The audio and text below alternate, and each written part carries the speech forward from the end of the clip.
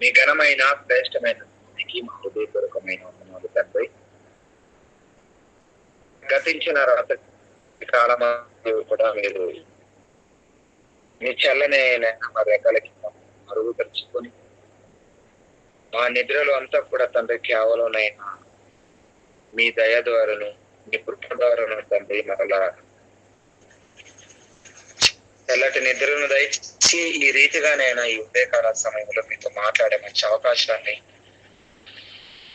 మీరు రాసుకున్న మీ ప్రేమ లేఖలో ఉన్న మీ ప్రేమను తండ్రి నైనా మీ బిడ్డలతో నేను సందర్భాలు చెప్పనయ్యుండగా అర్థం చేసుకున్నటువంటి అవకాశాన్ని వినగల చెవిని గ్రహించగల మంచి మనసున్న తండ్రి గూగుల్ మీట్ కార్యక్రమానికి నైనా మరి సిద్ధమైన ఈ కార్యక్రమంలో తండ్రి నైనా మరి వచ్చిన వారందరికీ కూడా దయచేయమని ప్రార్థిస్తున్నాం. కేవలం నైనా సందర్భాలు చెబుతున్న ప్రతి విషయాన్ని తండ్రి జాగ్రత్తగా ఆలోచన చేస్తూ ఈ మానవ ప్రపంచానికి తెలియని నైనా ఒక రహస్యాన్ని తెలుపబోతుండగా తండ్రి నైనా మీరు ఎప్పుడో నైనా రాశారు. ఆ మాటలు నైనా చదవక చదివినా గ్రహించినా తండ్రి సరైన ఆలోచనతోనైనా ఆలోచించక తండ్రి నేటికి నైనా కొన్ని మాటలు తండ్రి అపార్థం చేసుకున్నట్లుగా ఎందరో నైనా ఇలాంటి అవకాశాన్ని తండ్రి నైనా మిస్ అయిపోతున్నారు. కానీ అలాంటి తరుణంలోనైనా మీరు ప్రేమించి తండ్రి మరలా నాయన మీరు మాకు జీవాన్ని పోస్తూ సజీవులకు ఉంచిన మీతో మాట్లాడే అవకాశాన్ని మీరు మాకు ఇచ్చినందుకు మరొకసారి తెలియజేసుకుంటూ మీ ప్రియ కుమారుడు యేసుక్రీస్తు వారి శ్రేష్టమైన నామమును బట్టి ఈ ప్రార్థన మీకు సమర్పిస్తున్నాము మా తండ్రి. ఆమేన్. కన్నతలైన దేవాది దేవుడికి మరొకసారి నా హృదయపూర్వకమైన యేసుక్రీస్తు వారి పేరిట వందనాలు తెలియజేసుకుంటూ వీటి కార్యక్రమానికి ప్రతిదిన నాకు ఆసక్తితో ఎందరో దేవుడి పట్ల ఉన్న ఆసక్తిని బట్టి మీరు చూపుతున్న అపారమైన ప్రేమ ఉన్న పిల్లలైన వారందరికీ కూడా మాతోటి దేవజనులు మాతోటి గదలు వారందరికీ కూడా ప్రభువైన యేసుక్రీస్తు వారి పేరిట వందనాలు తెలియజేస్తున్నాను. ఈ సమయంలో ప్రియమైన దేవుని మాట్లాడాను. ఒక ఆలోచనాత్మకమైన విషయాన్ని గురించి ఆలోచించే ప్రయత్నం మనం చేసుకుని ముందుకు వెళ్ళిపోదాం. బ్యాచులర్ ఆఫ్ బైబిల్ థియాలజీలో నుండి సెమిస్టర్ 2లో నుండి ఒక పాఠాన్ని మనం నేర్చుకునబోతున్నామండి. కట్టెతో కైలాసమా, కట్టెతో నరకమా? చూడండి, కట్టెతో కైలాసమా, కట్టెతో నరకమా?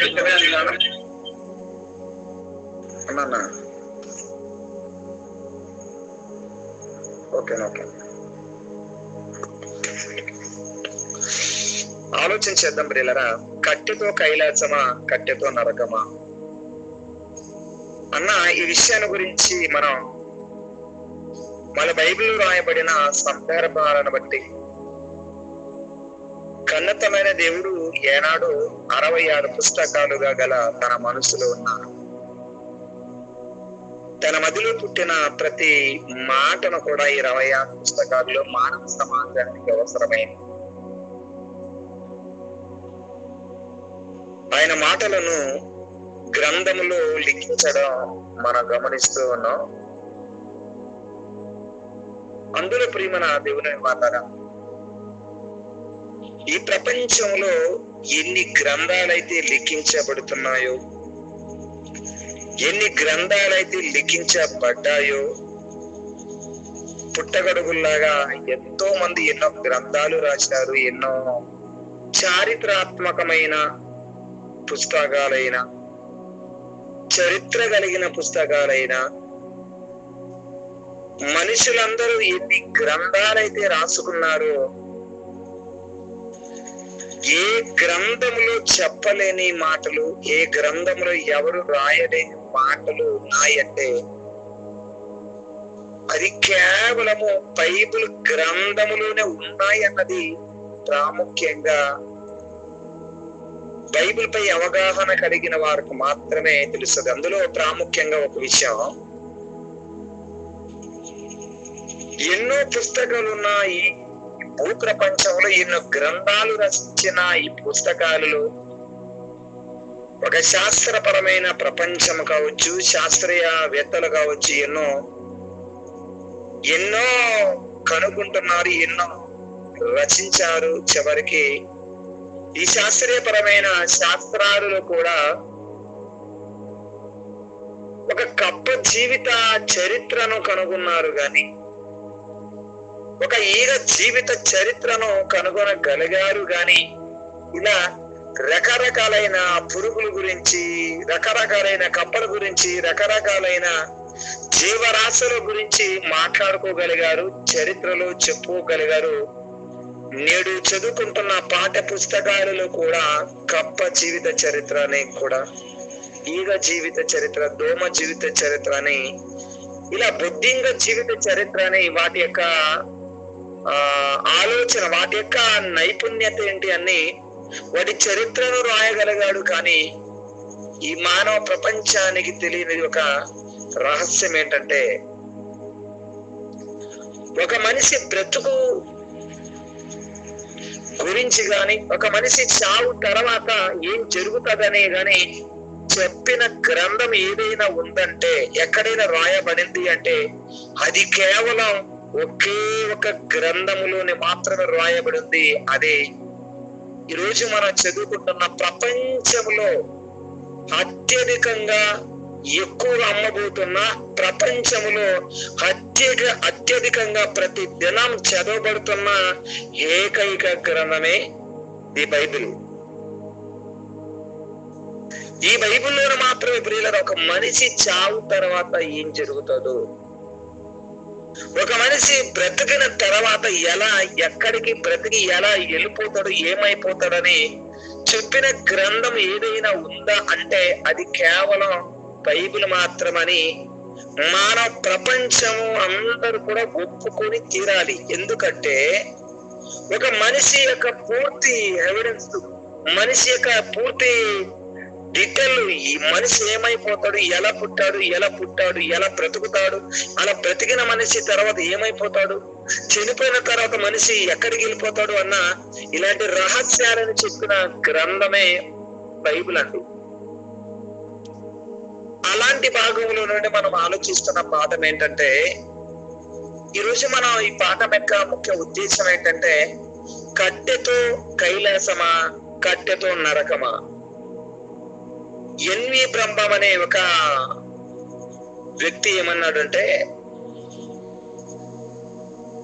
ఇతను బైబిల్లో 100 తప్పులున్నాయి, 100 అబద్ధాలున్నాయి అని మాట్లాడుతూ రకరకాలైన తప్పుడు సమాచారాన్ని ప్రపంచానికి, తాను రాసిన ఒక పుస్తకం ఉందండి, బైబిల్లో 100 అబద్ధాలు ఉన్నాయి, ఇది బైబిల్ ఒక అబద్ధాల పుట్ట అని ఒక పుస్తకాన్ని రాసి అది చరిత్రలు లేదా అది గ్రంథాలయాలు పెట్టాలి, ఈ ప్రపంచానికి ఈ పుస్తకం వెళ్ళాలి అని ఎన్నో పుస్తకాలు రాసి ఇది ప్రపంచానికి గ్రంథాలయాలు దీన్ని పెట్టాలన్న ఆలోచనతోనే ఒక ఎన్వి బ్రహ్మం అనే ఒక వ్యక్తి బైబిల్లో తప్పులున్నాయి అని రాసినట్లుగా మనం చూస్తున్నాం.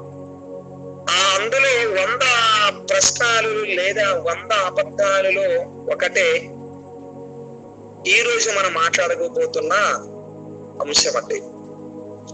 ఈయన ఏమన్నాడంటే, బందితో, ఏమంటే బాగా ఆలోచన చేయగలిగితే ఈయన ఏమన్నాడు అంటే, బొందితో కైలాసం అని, బొందితో కైలాసానికి యేసుక్రీస్తు వారి మాత్రమే వెళతాడా,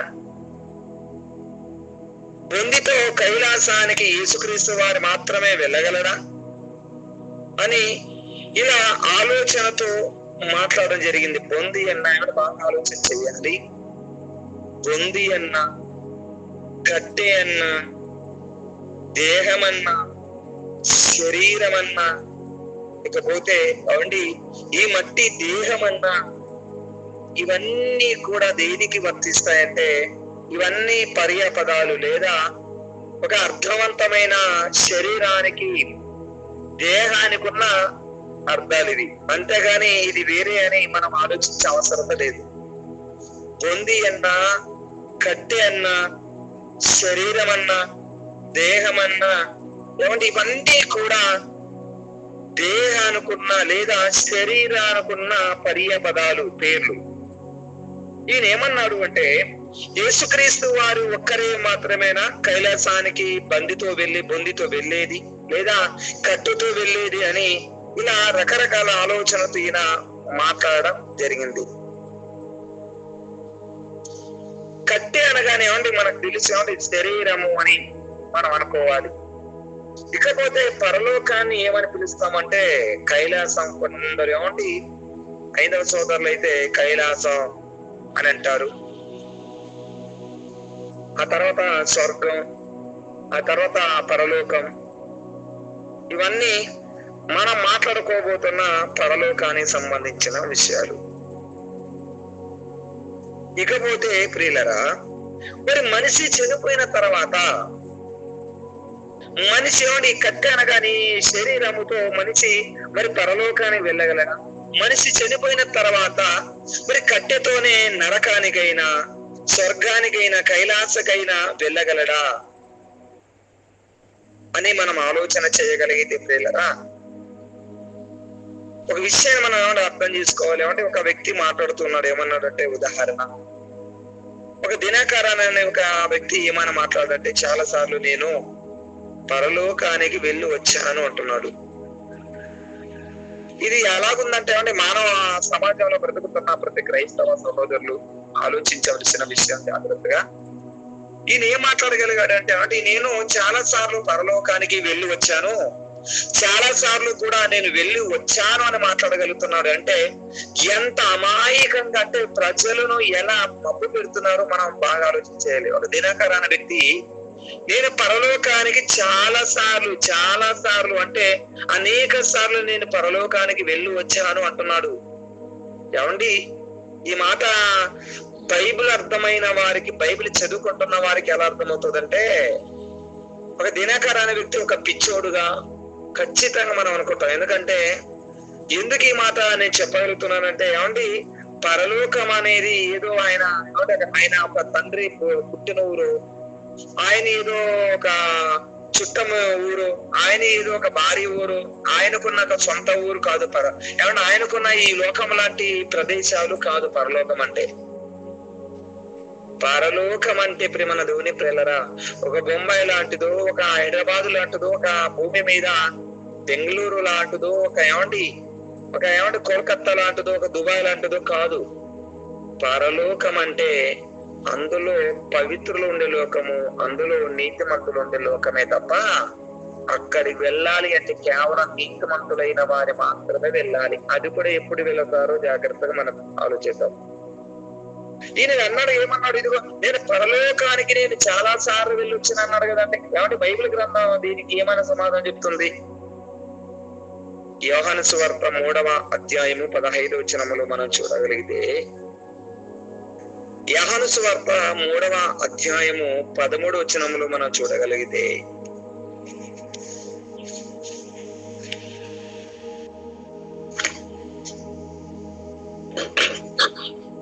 మరియు పరలోకమునకు దిగి వచ్చిన వాడే పరలోకము నుండి దిగి వచ్చిన వాడు పరలోకములో ఉండు మనుష్య కుమారుడు తప్ప పరలోకమునకు ఎక్కిపోయిన వాడు ఎవ్వడును లేడు. చాలా ఇక్కడ మనకు స్పష్టంగా అర్థమవుతుంది. ఏమర్థమవుతుందంటే పరలోకము నుండి మరియు పరలోకము నుండి దిగి వచ్చిన వాడు అనగా పరలోకముల నుండి మనిషి కుమారుడే తప్ప పరలోకమునకు ఎక్కిపోయిన వాడు ఎవడును లేడు అంటున్నాడు ఇక్కడ.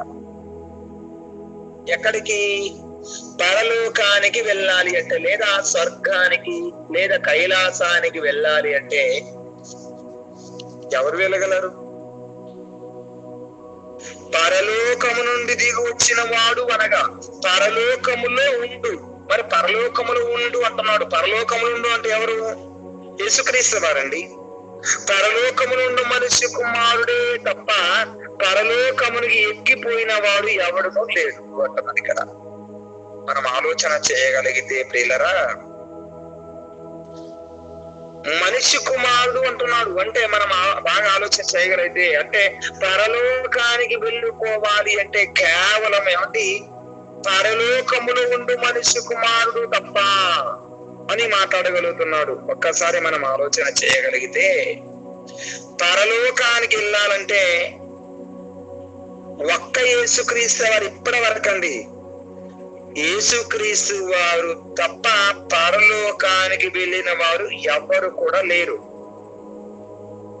ఎందుకంటే శరీరముతో పరలోకం వెళ్ళటం లేదు అని బైబిల్ చూడగలిగామని మనం బాగా ఆలోచన చేయగలగాలి. ఎందుకంటే పరలోకానికి వెళ్ళాలి అంటే ఒక్క మనిషి కుమారుడు తప్ప. ఎవరా మనిషి కుమారుడు అంటే యేసుక్రీస్తు వారు.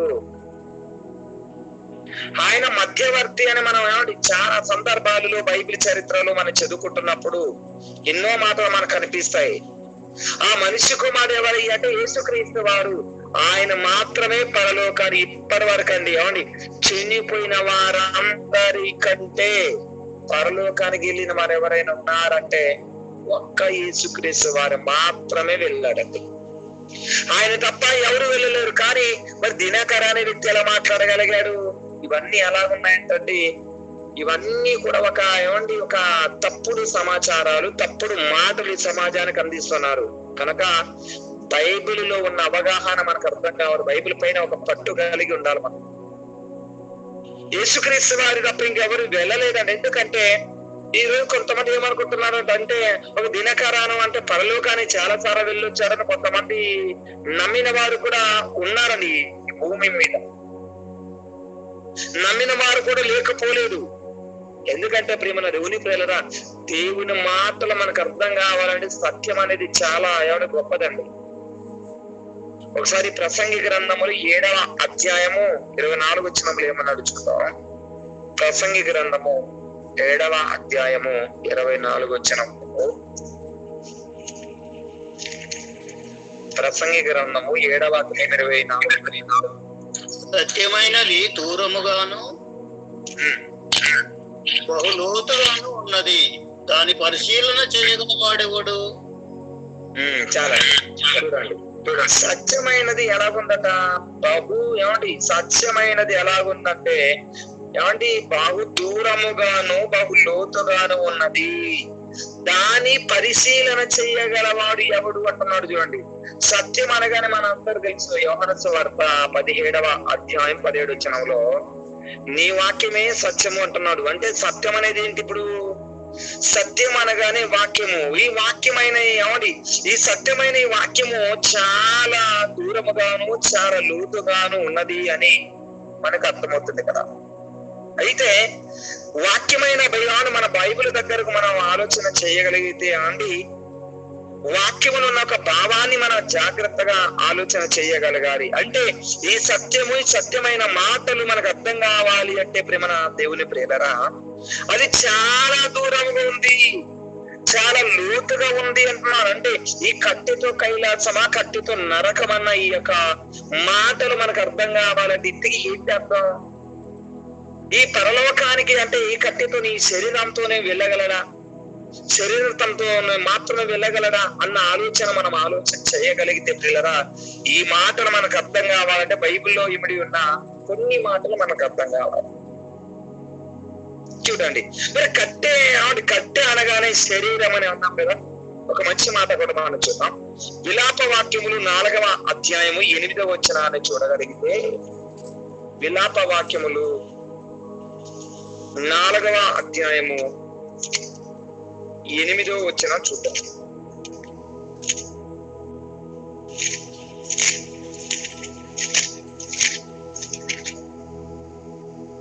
విలాప వాక్యములు 4వ అధ్యాయం 8వ వచనం. అట్టి వారి ఆకారము బొగ్గు కంటే నలుపాయెను. చూడండి ఏమంటున్నాడు, అట్టి వారు ఆకారము బొగ్గు కంటే నలుపాయెను అంటున్నాడు. ఎట్టి వారి ఆకారం బొగ్గు కంటే నలుపాయెను అంటున్నాడు. చూడండి, అంటే ఆకారం అంటేనే ఏమండి, వారి ఆకారం అనగానే ఏమండి, శరీరం అట ఎలా అయిపోయిందట, అట్టి వారు ఆకారము బొగ్గు కంటే నలుపాయెను అంటున్నాడు. బొగ్గు కంటే నలుపాయెను అంటున్నాడు. ఇంటికి ఏది ఇది? అది అంటున్నాడు. చూడండి, కంటిన్యూగా మనం చూడగలిగితే, వారిని వీధులలో చూచువారు వారిని గుర్తుపట్టజాలరు, వారి చర్మము వారి ఎముకలకు అంటుకొని ఉన్నది, అది ఎండి కర్ర వంటిది ఆయును అన్నాడు. ఇక్కడ ఏమైపోయిందట, అది ఎండి కర్ర వంటిది ఆయును అన్నాడు. కర్ర వంటిది ఆయును అన్నాడు. కర్ర అనగానే శరీరము అని మనకిక్కడ ఏమండి, కర్ర అనగానే దేహము, కర్ర అనగానే మనకు అర్థం కావాల్సింది ఏంటంటే ఏమండి, శరీరము లేదా ఏమండి, మేను కూడా అనవచ్చు దీన్ని, తనువు లేదా కాయము, ఒళ్ళు, కట్టె అని కూడా, ఇవన్నీ కూడా పర్య పదాలు శరీరానికి మనం వర్తిస్తాయి. ఇవన్నీ అయితే మరి ఈ శరీరముతోనే మనిషి పరలోకానికి వెళ్ళగలడా అని ఆలోచన చేయగలిగితే ప్రేమ దేవుని ప్రేలరా, మరి పరలోకానికి ఏమన్నా వెళ్ళాలి అంటే మరి శరీరంతోనే పరలోకానికి వెళ్ళగలడా అనే విషయాన్ని మనం జాగ్రత్తగా మనం ఆలోచన చేద్దాం ప్రేమ దేవుని ప్రేలరా. అంటే మరి మనిషి ఎలాగండి మరి పరలోకానికి శరీరం నుండి వెళుతాడు? ఇంతకీ ఎలాంటి శరీరంతో మనిషి వెళ్తాడు పరలోకానికి? అది పరలోకానికైనా నరకానికైనా మరి ఎలాంటి దేహాలతో ఎలాంటి శరీరాలతో మనిషి వెళతాడు అనే విషయాన్ని మనకు అర్థం కావాలి. ఒక మాట ఏమండి బాగా ఆలోచించేద్దాం. మనిషి పుట్టిన నాటి నుండి చనిపోయేంత వరకు ఏమండి, మనిషి పుట్టిన నాటి నుండి చనిపోయినంత వరకు కూడా తాను చేసిన అది పుణ్యకార్యాలైనా మనిషి చేసిన నీతి కార్యక్రమాలునైనా దేనితో చేయగలగాలి? దేవుడు మనకిచ్చిన ఈ శరీరముతోనే మనిషి చేయగలగాలి. అందుకే ఆయన అన్నాడు కదండి, ఈ దేహముతోనే ఆయన అంటున్నాడు కదా, ఈ దేహముతోని దేవుడిని మహిమపరచుడి, ఈ దేహముతోని ఇదిగో దేవుడిని మహిమపరచాలి. అందుకంటున్నాడు, ఇదిగో మీరు ఏ పనైనా మీరు చెయ్యాలనుకుంటే ఎలా చేయమంటున్నాడు? శక్తి లోపము లేకుండా చెయ్యమంటున్నాడు. శక్తి లోపము లేకుండా చెయ్యమంటున్నాడు. అంటే ఎప్పుడు చేయగలగాలి? ఈ మట్టి దేహములు ఉన్నంత కాలమే చెయ్యాలి. అది మంచి అయినా అది చెడు అయినా చెయ్యగలగాలి. ఎప్పుడు? శరీరములు ఉన్నంత కాలమే. శరీరాన్ని విడిచిపెట్టిన వెళ్ళిపోయిన తర్వాత మాత్రం మనిషి ఏం చేయలేడు. అందుకే ప్రియులరా, మనం బ్రతుకున్న ఈ కాలములోనే, ఈ 60 సంవత్సరాల కాలములోనే తండ్రి పనిని సంపూర్ణంగా చేయగలగాలి. శరీరముతోనే చేయగలగాలండి. శరీరము లేకపోతే ప్రియమైన దేవుని ప్రియులరా, శరీరము కనుక ఏమండి, శరీరములో ఉన్నప్పుడే మనం చేయగలగాలి తండ్రి పనిని. శరీరములు ఉన్నప్పుడే ప్రియులరా మనం పని చేయగలగాలి. అలా చేసినప్పుడు మాత్రమే ప్రియులరా మనకంటే ఏమండి దేవుడి యొక్క దేవుడిచ్చే పరలోక రాజ్యాన్ని చేరుకోగలం. మరి శరీరం విడిచిపెట్టిన మరుక్షణం ప్రియులరా మనిషి ఏం చేయలేడు. ఎందుకంటే విడిచిపెట్టిన మరుక్షణం ఏమైపోతుంది అన్నాడు ప్రసంగి గ్రంథములు. మనందరూ తెలుసు కదండి, ప్రసంగి గ్రంథము 12వ అధ్యాయము 7వ వచనం ఏనండి. ప్రసంగి గ్రంథము 12వ అధ్యాయము 7వ వచనం. ప్రసంగి గ్రంథము 12వ అధ్యాయం 7వ వచనంలో చూడగలిగితే, మన్నైనది వెనుకొట వలె మరలా భూమికి చేరును, ఆత్మ దాని దయచేసిన దేవుని యొద్దకు ఏమైపోతుందట, మరలిపోవును అన్నాడు. మన్నైనది వెనుకొట వలె ఎక్కడికి వెళ్ళాలి? మరలా భూమికి చేరాలి. ఎందుకంటే మట్టిలో నుండి వచ్చిన ఈ శరీరము మరలా మన్నైపోవాలి. ఆత్మ దాని దయచేసిన దేవుని యొద్దకు మరలా పోవాలి అంటున్నాడు. ఇక్కడ మనకు ఒకటి అర్థమైందండి. అంటే ఈ మట్టి దేహం మరలా మట్టిలో కలిసిపోవాలి, ఆత్మ దాని దయచేసిన దేవుని యొద్దకు మరలా పోవాలి అంటున్నాడు. ఉదాహరణ ఏమంటే ఒక మాట చెప్తాను ప్రియులారా. ఎందుకు మనిషి శరీరంలో ఉన్నప్పుడే దేవుడి కోసం పని చేయాలి, దేవుడి పని చేయాలి అంటే, ఎందుకంటే శరీరంలో మనం ఆత్మలో ఉన్నప్పుడు మాత్రమే మనం జీవించగలం. శరీరంలో ఉన్నంత కాలం మాత్రం మనం పని చేయగలం. శరీరం విడిచిపెట్టిన మరుక్షణమే మాత్రం ప్రియమైన దేవుని పిల్లరా ఈ శరీరం ఏమైపోతుందంటే ఆత్మ వదిలిపెడితే అది కేవలం వట్టి శరీరం శవమైపోతుంది. అది కేవలం అది నిర్జీవంగా పడిపోతుంది. ఉదాహరణ, మన దగ్గర మొబైల్ ఉందనుకోండి, మన దగ్గర సెల్ ఫోన్ ఉందనుకోండి. సెల్ ఫోన్ ఉన్నా అది పని చేయాలంటే సెల్ ఫోన్ లో ఏముండాలి? దాంట్లో ఛార్జింగ్ ఉన్నా ఆ సెల్ ఫోన్ పని చేయాలంటే ఏముండాలి? అందులో ఒక సిమ్ కార్డు ఉండాలి. మొబైల్ ఒక సిమ్ ఉండాలి. ఒక సిమ్ కార్డు ఉంటేనే తప్ప శరీరం ఏమవుదు, అది పని చేయలేదు. అది ఫోన్ అయినా, అది మెసేజ్లైనా అది వెళ్ళలేదు. ఇప్పుడు అది సిమ్ కార్డు ఉంటేనే తప్ప అది పని చేయదు.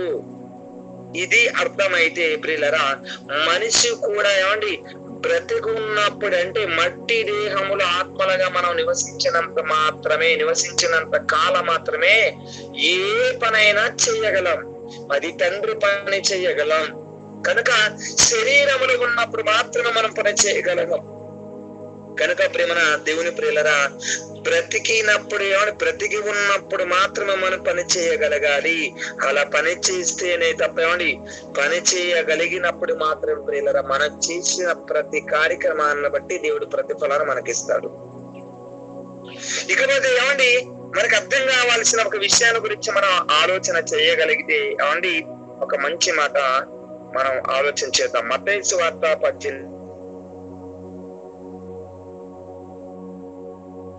18వ అధ్యాయము 8వ వచనం మనం చూద్దాం. చూడండి, మత్తయి సువార్త 18వ అధ్యాయము 8, 9 వచనాల్లో మనం చూడగలిగితే, కాగా నీ చెయ్యైనను ఈ పాదం పరిచిన ఎడల నీ పాదమని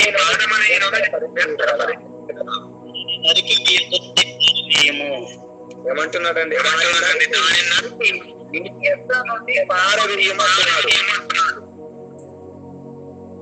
రెండు చేతులను రెండు పాదములను కలిగి నీటి అగ్నిలో పడవేయబడుట కంటే వాడవిగాను అంగగాను జీవములో ప్రవేశించుట నీకు మేలు. చూడండి ఏమంటున్నారండి, చెయ్యులు కలిగి రెండు కాళ్ళు కలిగి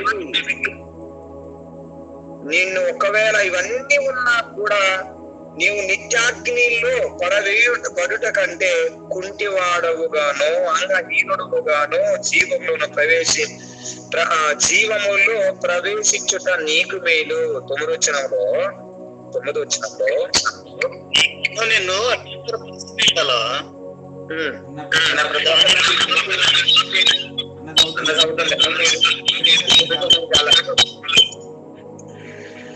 చూడండి, నీ కన్ను నిన్ను అభ్యంతరపరిచినలా దానిని నరికి పెరిగి నీ యొద్ద నుండి తీసివేయము. రెండు కన్నులు కలిగి అగ్ని గల నరకములు పడవేయబడుట కంటే ఒక్క కన్ను కలిగి జీవములు ప్రవేశించుట మేలు అంటున్నాడు. అంటే ఇక్కడ విషయాన్ని మనం ఆలోచన చేయగలిగితే ప్రియులరా, మన పాదమైనను మన కాలైనను చెయ్యైనను కన్నైనను మనం ఒకవేళ అభ్యంతర పరిస్తే దాని ఏమన్నాడు? నీ యొద్ద నుండి పారవేయము. రెండు చేతులను రెండు పాదములను కలిగి నిత్యాగ్నిలోన పడవేయబడుట కంటే కుంటివాడుగాను అంగహీనుడుగాను జీవములు ప్రవేశించుట నీకు మేలు అంటున్నాడు. ఎప్పుడు మేలు అంటున్నాడు?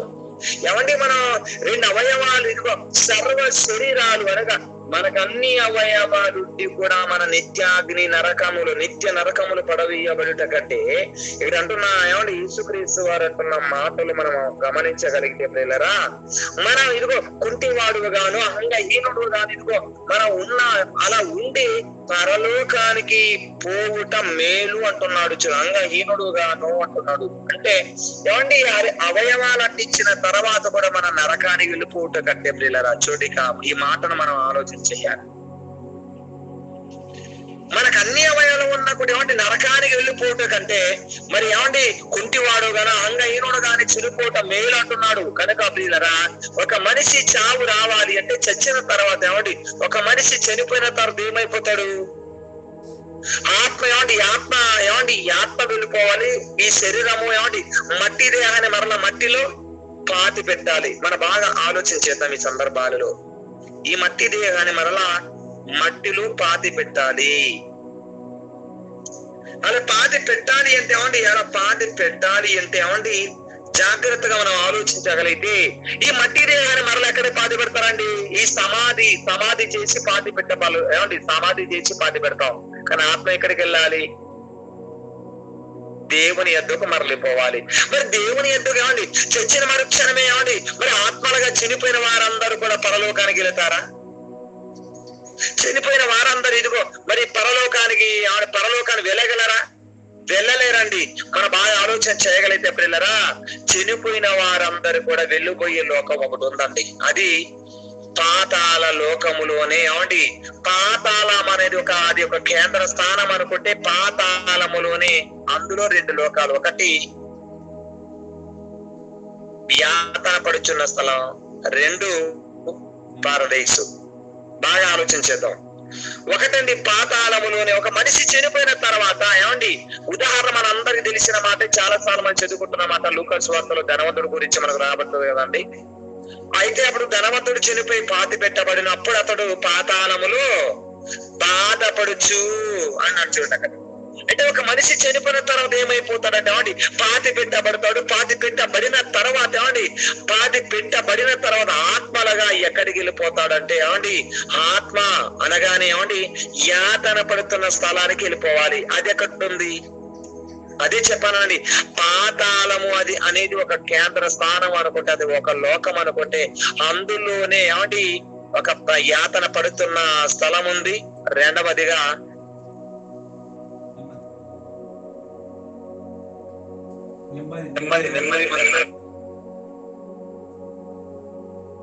మరి విశ్రాంతి స్థలానికి ఎవరు వెళతారు అంటే ఏమండి పాతాళానికి ఏమండి యాతన పడుతున్న స్థలానికి ఇప్పుడు ఎవరు వెళ్ళారు? ధనవంతుడు వెళ్ళాడండి. ధనవంతుడు అనగానే ధనవంతుని యొక్క ఆత్మ వెళ్ళిపోయింది అక్కడికి. మరి లాజరు గారు ఏమంటే నీతిమంతుడు కదండి. అయితే దరిద్రుడు కూడా చనిపోయి పాతి పెట్టబడినప్పుడు అతడు ఏమండి అబ్రహాము దేవదూతులు వచ్చిన తర్వాత ఆయనను తీసుకుని ఎక్కడికి వెళ్ళిపోయాట? అబ్రహాము రొమ్మున ఆనుకున్నటకు తీసుకుని పోబడాను అన్నాడు. మరి అబ్రహాం ఎక్కడున్నాడు? ఒక దావీదు ఎక్కడున్నాడు? ఒక మోసే ఎక్కడున్నాడు? వీళ్ళందరూ ఉన్న లోకం ఏదయ్యంటే వీళ్ళందరూ ఎక్కడున్నారంటే పరదేశులు విశ్రాంతి పొందుతున్న స్థలం, అది పరదేశులో ఉన్నారండి. మరి లాజరు ఎక్కడికి వెళ్ళాడు? అది అబ్రహాము ఉన్న చోటుకి వెళ్ళిపోయాడు. అదే నెమ్మది పొందుతున్న స్థలం, విశ్రాంతి స్థలం పరదేశులోనే ఉన్నాడు. ఇప్పుడు అంటే పాపం చేసిన వారందరూ ఎక్కడ ఉన్నారు అంటే ఏమంటే వాళ్ళందరూ కూడా యాతన పడుతున్న స్థలములోనే ఉన్నారు. కాబట్టి ప్రేమ దేవుని ప్రేలరా, ఈ విషయాన్ని మీరు బాగా ఆలోచన చేయాలి. ఒక మంచి మాట ఇంకా అర్థం కావాలి అంటే, ఒక మనిషి తప్పు చేయాలి అంటే శరీరముతోనే ఒక మనిషి తప్పు చేయాలంటే శరీరముతోనే తప్పు చేయగలడు. అంతేగాని శరీరములు ఉన్నప్పుడేనండి శరీర కోరికలు, శరీరములు ఉన్నప్పుడేనండి మనిషి తప్పు చేయగలడు. శరీరం విడిచిపెట్టి వెళ్ళిపోయిన తర్వాత ఎలాంటి కోరికలు ఉండవండి. కనుక మనిషి తప్పు చేయాలన్నా, మనిషి నీతిగా బ్రతకాలన్నా శరీరములు ఉన్నప్పుడే చేయగలడు. కనుక ఈ శరీరముతోనే మనిషి ఆ తప్పైనా ఈ శరీరంతోనే నీతి కార్యక్రమాలైనా మనిషి చేయగలడు. కనుక ఈ శరీరముతోనే మనిషి ఎక్కడికి వెళ్ళిపోవాలి? పాతాళ లోకానికైనా నరకానికైనా లేదా పరలోకానికైనా వెళ్ళగలడు. మరి ఎలా చెప్పగలం దీనికి? ఒక మంచి మాట మరి చూద్దాం బ్రిల్లరా. కొరింథీయుల రాసిన 2వ పత్రిక 5వ అధ్యాయము 1వ వచనం మనం చూడగలిగితే, కొరింథీయుల రాసిన 2వ పత్రిక 5వ అధ్యాయం 1వ వచనంలో చూడగలిగితే, కొరింథీయుల రాసిన 2వ పత్రిక 5వ అధ్యాయం 1వ వచనంలో, భూమి మీద మన గుడారమైన ఈ నివాసము శిథిలమైపోయినను చేతి పని కాక దేవుని చేత కట్టబడినది నిత్యమైనదియునైన నివాసము పరలోకమందు మనకున్నదని ఎరుగుదము అన్నాడు. ఇక్కడ ఏటట? భూమి మీద మన గుడారము అంటున్నాడు. ఏంటి గుడారము? శరీరం అండి. శరీరము. ఈ శరీరము ఈ నివాసము కాబట్టి ఈ గుడారమైన ఈ నివాసము ఏమైపోతుందట, శిథిలమైపోయినాను అంటే అది పాడైపోయినా, అది ఏమండి అది చెడిపోయినా, ఈ పాడైపోయిన పాడైపోయిన ఈ శరీరము చేతి పనిని కాక దేవుని చేత కట్టబడినైనా నిత్యమైనదైన నివాసం ఎక్కడున్నట్ట మనకి పరలోకమందు మనకున్నదని ఎరుగుదము. మనము దిగంబరులము కాక వస్త్రము ధరించుకునే వారిమగా కనబడుదుము. కాబట్టి పరలోకము నుండి వచ్చి మన నివాసము దీనిపైన ధరించుకుని ఆపేక్షించుచు దీని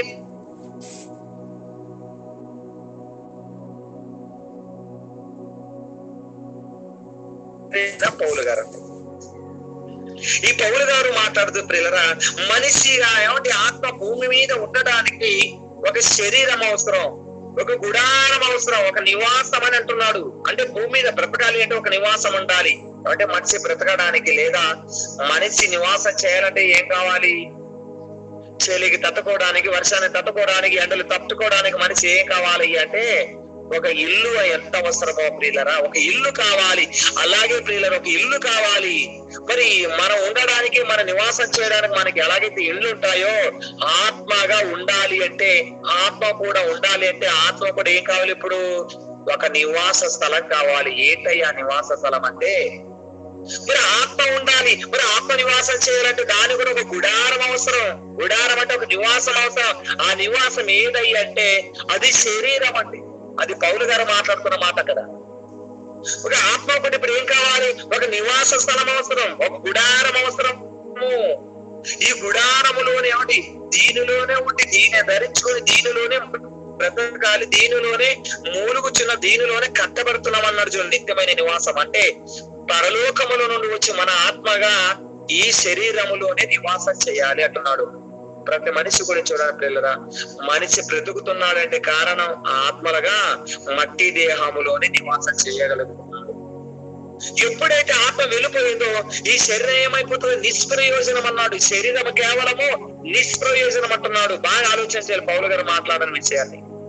కనుక మరి ఇవన్నీ మనం ఆలోచన చెయ్యగలిగితే ప్రేమ దేవుడి పిల్లరా, క్షయమైన ఈ శరీరంపై క్షయమైన బాగా మనం ఆలోచించగలిగితే క్షయమైన శరీరంపై ధరించుకుంటాం. దీనిని పరలోకము నుండి వచ్చి మన నివాసం, అది ఆత్మ అండి.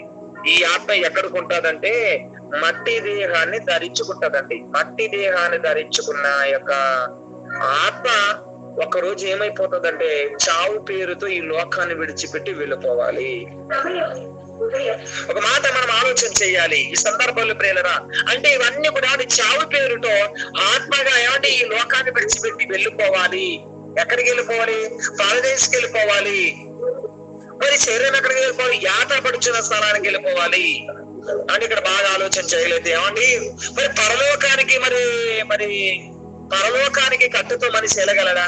పరలోకానికి మనిషి శరీరంతో వెళ్ళిపోగలడా అని ఒకవేళ మీరు ఆలోచించాలైతే ఒక మంచి మాట మనం చూద్దాం. కొరింథీయుల రాసిన మొదటి పత్రిక 15వ అధ్యాయము. కొరింథీయుల రాసిన మొదటి పత్రిక 15వ అధ్యాయము 50వ వచనములో మీరు జాగ్రత్తగా రాసుకోండి, నేనే చదువుతాను. కొరింథీయుల రాసిన మొదటి పత్రిక 15వ అధ్యాయం 50వ వచనములో, మరియు రక్త మాంసములు దేవుని రాజ్యమును స్వతంత్రించుకున్న నేరవు అన్నాడు కదా. రక్త మాంసములు ఏమవుతుందట?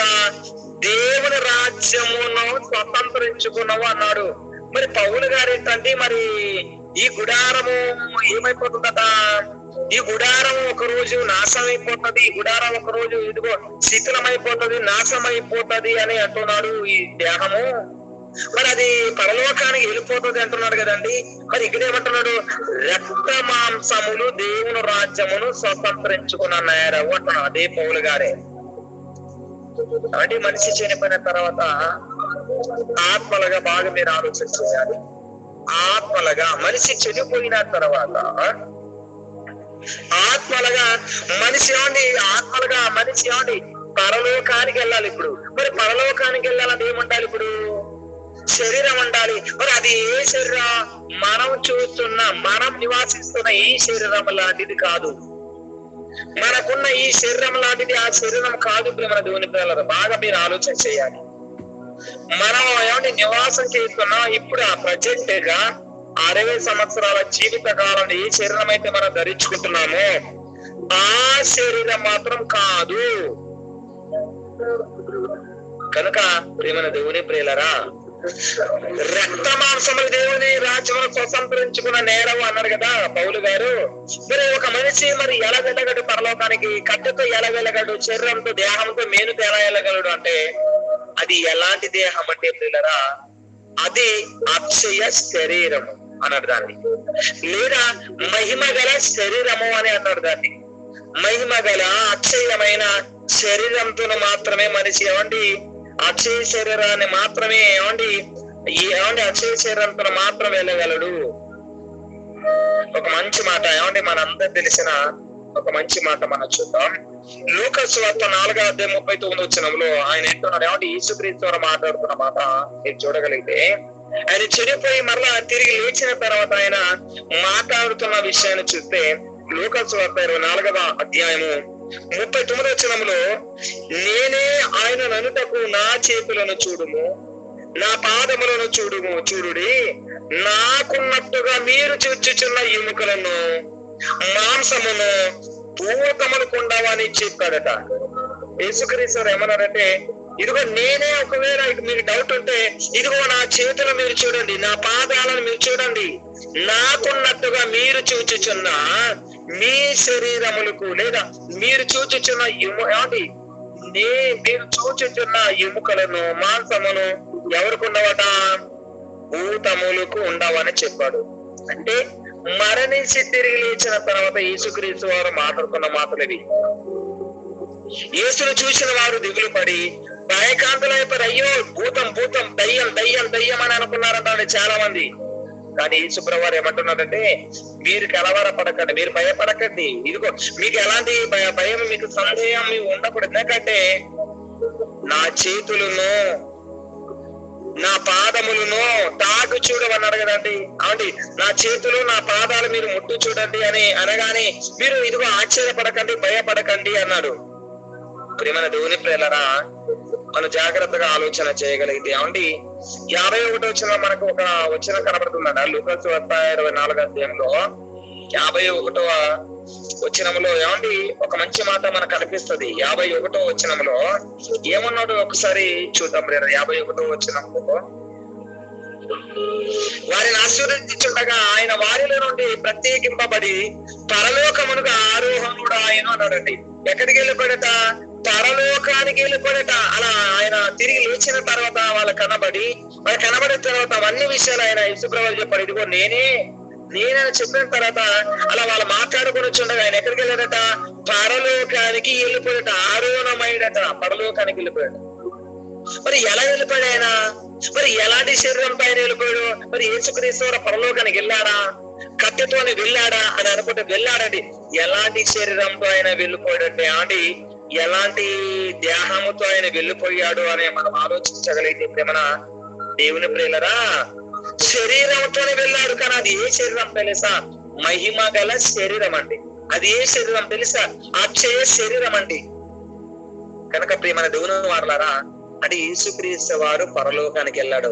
ఒకసారి ఒక సందర్భాల్లో మరియతో ఒక మాట మాట్లాడతాడా, ఇదిగో యేసుప్రభు వారి సమాధి చేసిన తర్వాత ఆయనను సమాధిలో ఇదిగో మరలా నా యేసు మరలా తిరిగి లేసాడని చెప్పడానికి ఆయనను వెతకడానికి ఆయన వెళ్ళినప్పుడు ప్రియులు ఏం జరిగిందంటే, ఆమె మరి ఆ సమాధి దగ్గరికి వెళ్ళిన తర్వాత సమాధి దగ్గరికి వెళ్ళి అయితే ఆ సమాధిలో నుండి ఆమె కొంగు చూచి ఆమె వంగు చూచి సమాధిలో చూసింది. ఎందుకు చూసింది అంటే యేసుప్రభు ఆయన 3వ దినము తిరిగి లేస్తాడని చెప్పాడు కదా. నా యేసుని ఎవరో ఎత్తుకుపోయారని వెంటనే ఆమె వెతుకుతున్నప్పుడు సమాధుల్లో ఖాళీ సమాధి మాత్రమే కనబడింది. ఆవిడ యేసుప్రభు వారు అంటే అక్కడే వెనకలు నిలబడే అమ్మా భయపడద్దు అని మాట్లాడినప్పుడు వెంటనే యేసుప్రభు వారిని ఆమె ముట్టుకోవాలనుకున్నప్పుడు అప్పుడు యేసుక్రీస్తు ఒక మాట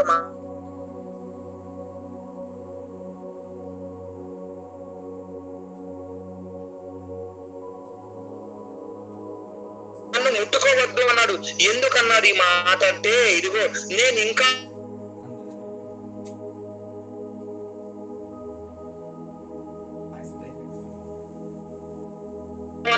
అంటే ప్రియులరా అప్పుడు ఏ దేహంతో ఆయన వెళ్ళగలిగాడు? ఆలోచించండి ప్రేమల దేవుని ప్రియులరా. అది మహిమ గల శరీరము.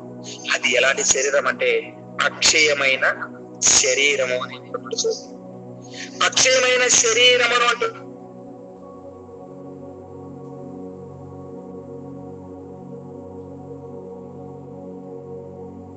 15వ అధ్యాయము 51వ వచనంలో ఇది మనమందరము నిద్రించము గాని ఒక్క నిమిషములోనే కనురెప్పు పాటన కడబూల మ్రోగగాని మనమందరం ఏమైపోతామట?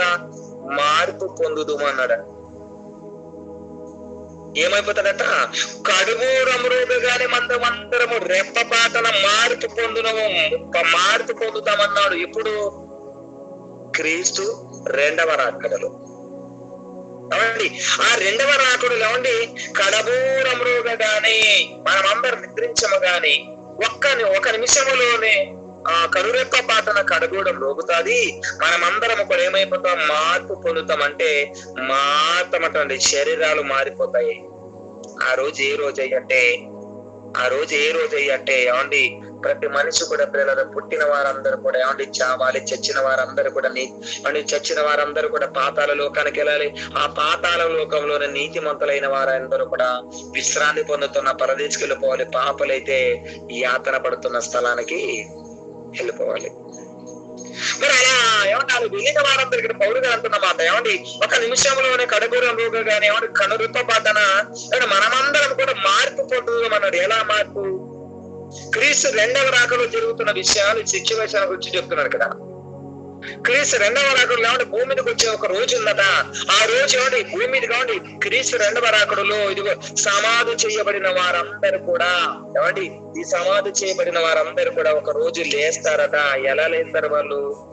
ఏమండి మట్టి దేహం మట్టిలో కలిసిపోయింది కదా, మట్టిలో కలిసిపోయింది, మొత్తం మట్టి అయిపోయింది కదా. మరి ఎలా లేస్తారు? ఎలా మారు మనసు ఏమండి ఎలా వాళ్ళు మార్పు పొందుతారు అని అనుకుంటున్నారా? ఏమన్నా దేవుని వాళ్ళరా ఎలాంటి దేహాలు ధరించుకుంటారంటే ఏమండి ఎలాంటి దేహమో తెలుసు? అది అక్షయ శరీరం, అది మహిమ గల శరీరం. ఒక ఉదాహరణ చెప్తా దీనికి అర్థం కావడానికి. ఏమండి కొన్ని సందర్భాలలో అప్పుడప్పుడు ఏమండి మరి వెండి ఏమంటే వస్తువులు ఏమంటే వెండి మనం తీసుకొని లేదా ఏమండి ఇనుమును కానీ మనం తీసుకున్నప్పుడు ఏమండి ఈ ఇనుము తీసుకున్న తర్వాత ఏమండి చిన్న చిన్న ఇనుము వస్తువులు తీసుకున్న తర్వాత ఏమంటే రేకులు తీసుకున్న తర్వాత అది ఏమైపోతుందో తెలుసండి? దానిని బాగా కరిగించి మరలా కొత్తదిగా చేస్తారండి. బాగా కరిగించి మరలా కొత్త వస్తువుగా దాన్ని కొత్త పరికరంగా దాన్ని కనుగొంటారు, చేస్తారు. ఎలా? మనం పాతది ఇచ్చాం కానీ దాన్ని ఎలా తయారు చేశారంటే కొత్త దానిగా చేశారండి. అంటే ఎలా వచ్చింది అది? ఇప్పుడు కొత్తగా కనబడతా కానీ పాతదిగా ఉండదు అది. అంటే ఇది నీకు అర్థమైతే పాత దాన్ని అగ్గిలో కరిగించి దాన్ని ఏమంటే అగ్గిలో కరిగించి ఇది కొత్త దానిగా ఎలాగైతే చేస్తారో మానవుడు కూడా మనిషి చనిపోయిన తర్వాత క్రీస్తు రెండవ రాకడలు కూడా నీతిమంతులైన వారైనా పాపులైన వారందరూ కూడా ప్రేమన దేవుని ప్రియులరా ఎలాంటి దేహముతో వాళ్ళు ఏమంటే పరలోకానికైనా నరకానికైనా వెళ్ళాలి అంటే అది ప్రేమన దేవుని వల్ల మహిమ గల శరీరము, అది అక్షయ శరీరము. అలా వచ్చిన వారందరూ కూడా పరలోకానికి వెళ్ళాలి. ఒక మాట ఏమంటే ఇంకా అర్థం కావాలంటే ఈ మధ్య కాలంలో ఏమంటే చంద్రమండలం మీదకి ఏమంటే చాలా మంది వెళుతున్నారు. చంద్రమండలం మీదకి వెళ్ళి అక్కడ స్థలాన్ని కొనుక్కుంటున్నారు. అక్కడ ఇదిగో భూమి ఒకవేళ నాశనం అయిపోతుంది ఒక రోజు, అక్కడ మేము నివాసం చేయాలని ఈ మధ్య కాలంలో చంద్రమండలం మీద కూడా స్థలాలు కొని అక్కడ కూడా నివాసం చేయాలనుకున్న వారు ఎందరో ఉన్నారండి. మరి చంద్రమండలం మీదకి వెళ్ళాలంటే ఎలా వెళ్ళాలి? చంద్రమండలం మీదకి వెళ్ళాలి అంటే ఏమండి ఇప్పుడు మన ఇరుగు బ్రతుకుతున్న ఈ దేహంతో వాళ్ళు వెళ్ళలేరండి. కానీ వాళ్ళకంటే ఏమంటే చంద్రమండలం మీదకి వెళ్ళాలి అంటే మనకు తెలుసండి. ఆ మధ్యకాలంలో ఒక 2 లేడీలు వెళ్ళారు. ఆ మధ్యకాలం ఏమంటే 2 స్త్రీలు వెళ్ళారు. కానీ ఒక ఆమె వచ్చింది, ఒక ఆమె మాత్రం అక్కడ ఇరుక్కుపోయిందండి, చచ్చింది. కనుక దేవుని వాళ్ళారా అంటే చంద్రమండలం మీదకి వెళ్ళాలంటేనేమండి దానికి ఈ శరీరం మీద ఒక తొడుగాలి, లేదా ఈ దేహం మీద మరొక ఏమంటే దానికంటే ఒక బాగా సేఫ్ట్ గా ఒక వస్తువులు ధరించుకోవాలి, ఒక రూపాన్ని ధరించుకోవాలి. అంటే ఒక చంద్రమండలం మీదకి వెళ్ళాలంటే దీని మీద కొన్ని వస్తువులు లేదా కొన్ని పరికరాలు తగిలించుకొని ఏమండి అందులో అక్కడ గాలి ఉండదు, ఏముండదు. అక్కడికి వెళ్ళాలంటే ఇన్ని కనుగొన్నప్పుడు అంటే మరో గ్రహం మీదకి వెళ్ళాలంటే మనిషి ఇంత సేఫ్టీగా ఏమండి కవచంగా ధరించుకున్నప్పుడు మరి పరలోకానికి వెళ్ళాలంటే కవచం ఉండదా? పరలోకానికి వెళ్ళాలంటే కూడా ప్రేమన దేవుని ప్రేలరా దేహముతోనే మనిషి వెళ్తాడండి. అది ఏ దేహము అనే మనం ఏమండి ఏ దేహమయ్యా అని ఆలోచించగలిగితే ప్రియులరా, ఏమంటే ఏ దేహమయ్యా అంటే ఏమండి మనం కూడా వెళ్ళాలి అంటే మహలోకానికి మనం వెళ్ళాలి. ఆ మహలోకానికి వెళ్ళాలంటే ఒక అక్షయ శరీరం అనేది చాలా ఇంపార్టెంట్. ఆ అక్షయ శరీరం ద్వారా వెళతాడండి. అందుకే పౌలు గారు ఒక మంచి మాట అన్నాడు. కొరింథీ రాసిన మొదటి పత్రిక 15వ అధ్యాయం 42 వచనంలో ఏమన్నాడంటే, మృతుల పునరుత్థానమును, కొరింథీ రాసిన మొదటి పత్రిక 15వ అధ్యాయం 42 వచనంలో మృతుల పునరుత్థానమును అలాగే శరీరము క్షయమైనదిగా విత్తబడి అక్షయమైనదిగా లేపబడును. ఏమవుతుందంటండి? శరీరము ఏమంటే క్షయమైనదిగా విత్తబడి అక్షయమైనదిగా లేపబడును. శరీరము బలహీనమైనదిగా విత్తబడి బలమైనదిగా లేపబడును అన్నాడు. ఇక్కడ చూడండి, శరీరము ఏమంటే ఘనహీనమైనదిగా విత్తబడి మహిమ గలదిగా లేపబడుతుంది అన్నాడు. శరీరము ప్రకృతి సంబంధమైనదిగా విత్తబడి ఆత్మ సంబంధమైన శరీరముగా ఏమవుతుందట? లేపబడుతుంది అన్నాడు ఇక్కడ. అంటే శరీరం ఏమవుతుంది? ఇప్పుడు అక్షయ శరీరముగా లేపబడాలి. మరి అక్షయ శరీరముగా లేపబడాలి అంటే ఏమండి? ఈ అక్షయ శరీరాన్ని మీరు బాగా ఆలోచించేయండి. భూమి మీద బ్రతుకుతున్న 60 సంవత్సరాల శరీరానికి మాత్రం అడ్డు వస్తాయి, అన్ను అడ్డుపడతాయి, అన్ని ఏమంటే అడ్డు వస్తాయి. కానీ అక్షయ శరీరానికి అలా కాదండి.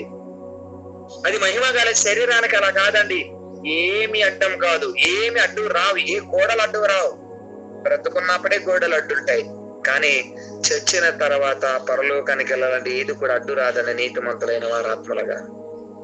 ఆ శరీరమే అక్షయ శరీరం. అందుకన్నారు కదండి, ప్రకృతి సంబంధమైనదిగా విత్తబడి అంటున్నాడు. చూడండి, ఏ శరీరం అంటే ఇది ప్రకృతి సంబంధమైనదిగా విత్తబడి ఆత్మ సంబంధమైన శరీరముగా లేపబడుతుంది అన్నాడు. అక్షయ శరీరముగా విత్తబడి ఏమండి ఏమండి ఇక్కడ ఏమంటున్నాడంటే ఏమండి క్షయమైనదిగా విత్తబడి అక్షయ శరీరముగా లేపబడుతుంది అంటున్నాడు. అంటే దీనికంటే ఏది కూడా అడ్డుండదు. ఆ శరీరంతోనే మనిషి పరలోకానికి వెళ్ళగలడు. మరి మార్పు అవసరం ఆ శరీరానికి? అవసరం అండి. ఎందుకంటే మార్పు ఎందుకు అవసరం? ఏమండి దీన్ని చెప్పి నేను ముగించే ప్రయత్నం చేస్తాను. మార్పు అవసరం ఎందుకు అవసరం? కొరింథీ రాసిన 2వ పత్రికలో చూడండి, కొరింథీయులకు రాసిన 2వ పత్రిక 5వ అధ్యాయము 10వ వచనంలో, కొరింథీయులకు రాసిన 2వ పత్రిక 5వ అధ్యాయము 10వ వచనం ఏమంటున్నాడు ఇక్కడ అంటే, ఎందుకనగా తాను జరిగించిన క్రియలు చొప్పున అవి మంచివైనను సరే చెడ్డవైనను సరే దేహముతో జరిగించిన వాటి ఫలము ప్రతి వాడును పొందునట్లు మనమందరం ఏమవుతామట? క్రీస్తు న్యాయపీఠం మీదట ప్రత్యక్ష కావాలి.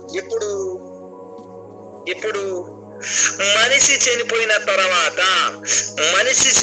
తర్వాత శరీరానికి ఏమవసరమట? మార్పు జరుగుతుందట. చూడండి, ఎందుకనగా మనిషి తాను చేసిన క్రియలు చొప్పున, ఇప్పుడు బ్రతుకున్నప్పుడు ఏమండి శరీరంలో ఉన్న మనిషి బ్రతుకున్నప్పుడు చేసిన క్రియలు అంటున్నారు. అవి మంచివైనను అవి చెడ్డవైనను సరే దేహముతో జరిగించిన వాటి ఫలము ఏం చేయాలట?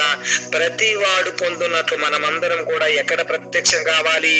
క్రీస్తు న్యాయపీఠం మీదట ప్రత్యక్షం కావాలి.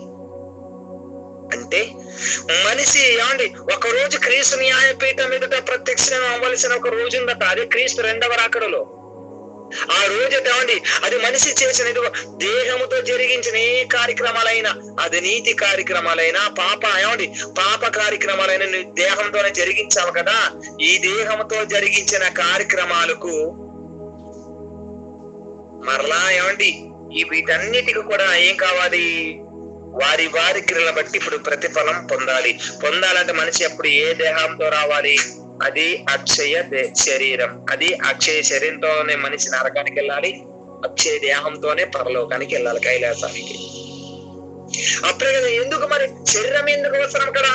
ఇక్కడ ఏమంటే మహిమ గల శరీరం అయినా అక్షయ శరీరం ఎందుకు అవసరమయ్యి అక్కడ అంటే, ఎందుకంటే మనిషి తప్పు చేసింది అక్కడ శరీరంలో నుండి కదా, కనుక శరీరములో నుండి నీ తప్పు చేశావు కాబట్టి ఆ శరీరంతోనే నీవు ఏం అనుభవించాలి, ఇప్పుడు నీవు అనుభవించాలి, నీ చేసిన కార్యక్రమాలు నీవేమో అనుభవించాలి, శిక్ష అనుభవించాలి. శిక్ష అనుభవించాలంటే నీవు ఎక్కడికి వెళ్ళాలి, దేహంతోనే వెళ్ళాలి, అది అక్షయ శరీరం. అప్పుడు నీకు బాధ కలగాలి, ఎందుకంటే దేవుడిచ్చిన 60 సంవత్సరాల జీవిత కాలములో నీ కొరకు ముందుగానే చెప్పాడు నీతి కార్యక్రమాలు, నాలో బ్రతకండి, నా కోసం బ్రతకండి అని. అదే కార్యక్రమంతో నువ్వేం చేసావు, ఎన్నో పాపాలు చేసావు. అంటే నువ్వు చేసిన పాపపు క్రియలకు ఏం కావాలి, ఇప్పుడు శిక్ష పడాలి. మరి శిక్ష పడాలంటే ఈ దేహంతోనే నీవు వెళ్ళాలి నరకానికి. అందుకే అక్షయ శరీరంగా ఏమండి దేవుడు మరలా ప్రత్యక్షిస్తాడు. చూడండి ఏమండి ప్రకటన గ్రంథం ఏమండి చూడండి, ప్రకటన గ్రంథం 20 అధ్యాయం 11 నుండి 15 వచనాలు మీరు రాసుకోండి. ప్రకటన గ్రంథం 20 అధ్యాయము 11 నుండి 15 వచనాల్లో అక్కడ ఏముందంటే ఏమండి, ధవలమైన మహాసింహాసన పైన ఒక ఆసీనుడై ఉన్నాడు, భూమాకాశంలో ఆయన ఎదుట నుండి పారిపోయిను, కొద్దివారేమి గొప్పవారేమి మృతులైన వారందరూ కూడా అతని ఎదుట నిలబడి ఉన్నారు.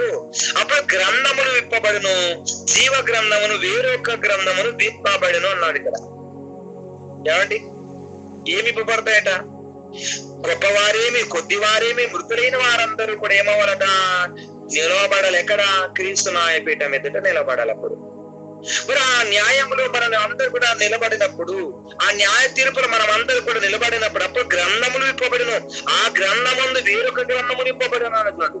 ఎక్కడ నిలబడాలి మనమంతా, న్యాయపీఠం ఎదుట నిలబడాలి. మరి న్యాయపీఠం ఎదుట నిలబడాలి అంటే అప్పుడు ఎలా నిలబడగలగాలి, వారి వారి క్రియలు చెప్పుకున్న మృతులు ఏమవ్వాలి, ఇప్పుడు వారి వారి క్రియలను బట్టి ఇప్పుడు ఏమవ్వాలి, తీర్పు జరగాలి. తీర్పు జరగాలి అంటే ఏమండి, తీర్పు జరగాలి అంటే ఏమండి, ఇక్కడ మీరు ఈ ప్రకటన గ్రంథంలో 20:11 నుండి 15 వచనాలు చదువుకోండి. అక్కడ ఏమంటే ఏమండి, సముద్రము ఏమండి సముద్రము తనలో ఉన్న మృతులను ఏమవుతుందట, అప్పగిస్తుందట. పాతాళమును ఏమండి వాటి వశంలో ఉన్న మృతులను ఆయన ఎదుట నిలబెట్టుట ఒక పాతాళం అప్పగిస్తుందట. తర్వాత సముద్రము అప్పగిస్తుంది. ఎందుకు, తీర్పు జరగాలి. ఎందుకంటే నీ చేసిన ప్రతి పాపపు పనులన్నిటిని కూడా ఆ శరీరంతో ఇప్పుడు నువ్వేం అనుభవించాలి, శిక్ష అనుభవించాలి. ఆ దేహంతో ఇదిగో పుణ్య కార్యక్రమం చేశావు కాబట్టి అది అక్షయ శరీరంతో నీ పరలోకానికి వెళ్ళాలి.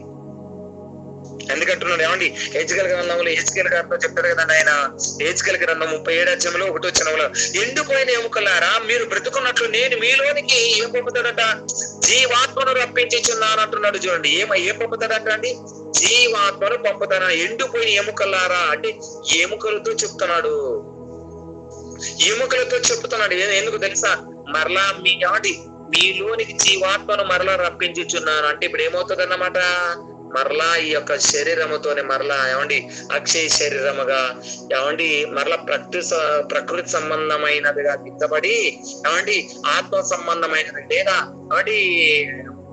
ఏమండి మహిమ గల శరీరం మరలా లేపబడుతుందట. అలా లేపబడిన వారందరూ కూడా పాతాళానికి అనగా నరకానికైనా పరలోకానికైనా వెళ్ళాలి.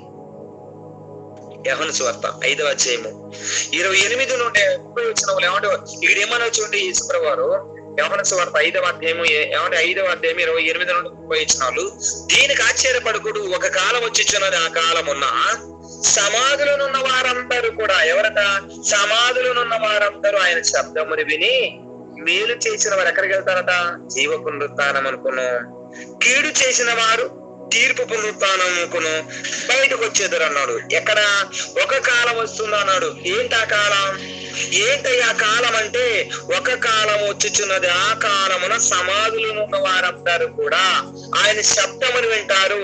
ఆయన శబ్దమును విని మేలు చేసిన వారు జీవ పునరుత్థానమును, కీడు చేసిన వారు తీర్పు పునరుత్థానముకును బయటకు వచ్చేదరు. ఏమంటే బాగా అర్థం చేసుకోవాలి. అంటే మేలు చేసిన వారు ఎక్కడికట, జీవ పునరుత్థానం కొన్నాడు. మరి కీడు చేసిన వారు తీర్పు అంటే ఎక్కడ, నరకానికి వెళ్ళిపోతారని అనొచ్చు. నరకానికి అంటే ఏమండి సమాధులు ఉన్న వారందరూ కూడా లేస్తారండి. వాళ్ళు ఎలాంటి శరీరంతో వస్తారయ్యా, మహిమ గల శరీరం, అదే అక్షయ శరీరంతోనే మనిషి రావాలి. అందుకే నీ చేసిన సత్క్రియలను బట్టి, నీ చేసిన నీ మేలు, నీ చేసిన మంచి కార్యక్రమాలను బట్టి, ఇదిగో నీ భూమి మీద బతికిన 60 సంవత్సరాలు నీ ఏ మంచి కార్యాలు అయితే చేసావో ఆ కార్యాలను బట్టి నీకు ఇదిగో పరలోక రాజ్యములు, ఇదిగో ఆయన కాలం వచ్చి, అదే క్రీస్తు 2వ రాకడ కాలం. ఆ కాలములో నీ పరలోకానికి గెలుపుతావు మహిమ గల శరీరంతోన, అది అక్షయ శరీరంతోన. అదే అక్షయ శరీరంతోనే ఇదిగో నీ పాపం చేసావు కనుక నీవు ఇదిగో అనేకమైన దుష్కార్యక్రమం చేసావు కాబట్టి అదే శరీరంతోనే నీ తీర్పు అనుభవించాలి, నరకం అనుభవించాలి, అక్కడికి వెళ్ళాలి. అందుకే కారణంగా ప్రియులరా, అక్షయ శరీరం ధరించుకొని ఈ శరీరంతోనే పరలోకానికి వెళ్ళవలసి ఉంటుంది. ఈ శరీరంతోనే నీ పాపం చేసావు కాబట్టి అదే అక్షయ శరీరంతోనే నీ నరకామునికి వెళ్ళాల్సి ఉంది. కనుక ప్రియమైన దేవుని ప్రియులరా, మీరు ఆలోచించండి ఒకసారి. కట్టెతో కైలాసమా, కట్టెతో నరకమా అంటే ఏమండి? శరీరంతోనూ ఏమండి? శరీరంతోనే మరి మనిషి వెళ్ళగలడా అంటే వెళ్ళగలడండి. అది ఏ శరీరం తెలుసా? ఇప్పుడు ఈ ప్రకృతి సంబంధమైన శరీరం కాదు, ప్రకృతి సంబంధమైన శరీరం లాంటిది కాదు, కానీ అది శరీరం. కానీ అది ఏ శరీరం అంటే అది అక్షయ శరీరం. మరి దానికి బాధ ఉంటుందా? ఉంటుందండి. దానికి ఏమంటే దాని సుఖం ఉంటుందా? ఉంటదండి. అందుకే ప్రేమ దేవుని పిల్లలు యేసు ప్రభువు వారు ఏమంటే ఆయన వెళ్ళాడు కదా అంటే పరలోకానికి. ఎలా వెళ్ళాడు అనుకుంటున్నారు? అదే శరీరాన్ని అక్షయ శరీరంతోనైనా ఆయన వెళ్ళిపోడు. ప్రేమ దేవుని ప్రియులరా, అంటే ఈ భూమి మీదకి వచ్చిన వారందరూ కూడా పరలోకానికి వెళ్ళాలి అంటే ఒక ఏమండి ఈ అక్షయ శరీరాన్ని ధరించుకుంటామన్నాడు చూడండి. ఆయన ఏమంటున్నాడు? ఒక కాలం వచ్చిన్నది, ఆ కాలమున సమాధులు ఉన్న వారందరూ కూడా బయటకు రావాలి అంటే బయటకు వస్తారా? మరి వారు సమాధులు ఉన్న వారంతా మట్టిలో కలిసిపోయారు కదండి, వాళ్ళు ఎలాగ వస్తారు అనుకుంటున్నారా? ఏజికల్ గ్రంథాలు 37 వచ్చేలా అక్కడ ఏమన్నాడు?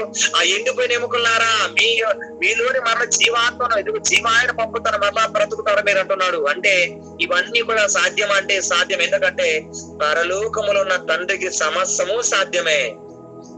కనుక ప్రియమైన దేవుని ప్రియులరా, మనం ఆలోచించవలసిన విషయం ఏంటంటే మనిషి ఖచ్చితంగా ఈ శరీరంతోనే ఏమండి నీతి కార్యక్రమాలైన, ఈ శరీరంతోనే ఏమంటే పుణ్య కార్యక్రమాలైన, ఈ శరీరంతోనే పాప కార్యక్రమాలు చేశావు కాబట్టి మనిషి ఇప్పుడు పాపానికి ఇప్పుడు శిక్ష పడాలి, శిక్ష అనుభవించాలి. మరి శిక్ష అనుభవించాలంటే ఈ శరీరమే కావాలి.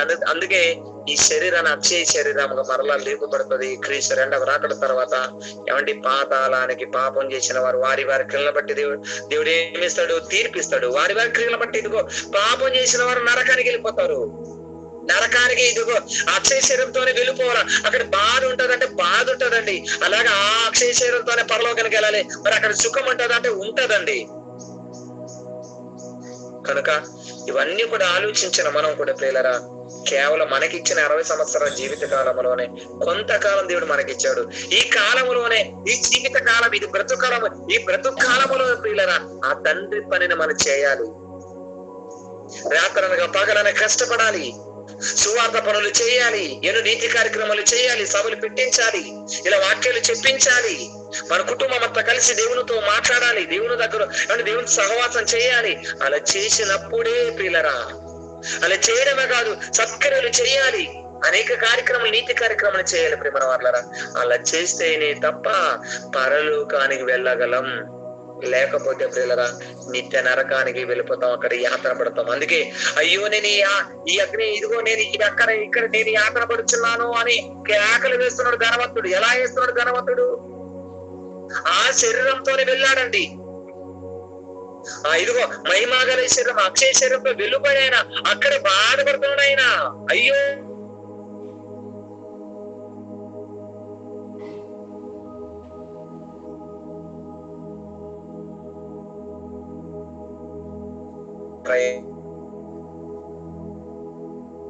ఇష్టమైన ఈ లోకానికి రాకపోతే చనిపోయిన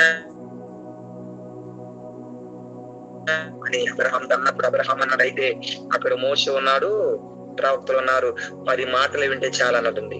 మన జీవితంలో కూడా ఏమంటే మన బ్రతుకులు కూడా ప్రియులరా మనం ఆలోచిద్దాం.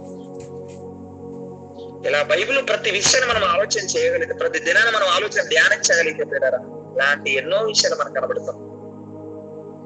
కనుక కట్టెతోనే పరలోకని వెలగాడు, కట్టెతోనే నరకానికి వెళ్ళాలి మనిషి. కనుక ఈ విషయాన్ని అర్థమైంది అనుకుంటాను. అర్థం చేసుకున్న వారందరూ కూడా మరి మీరు ఆలోచన చేస్తూ ఇంకా మీరు పరిపూర్ణులుగా వాక్యం పట్ల మీరు ఆసక్తి పరులుగా ఉండాలని ఈ గూగుల్ మీట్ కార్యక్రమంలో పాల్గొన్న మీ అందరికీ మరొక్కసారి ఇంతవరకు ఓపికతో విన్న మీ అందరికీ కూడా మన ప్రభువైన యేసుక్రీస్తు వారి పేరిట వందనాలు తెలియజేసుకుంటూ ఈ యొక్క చిన్న అవకాశాన్ని ముగించుకుంటూ సెలవు తీసుకుంటున్నాం.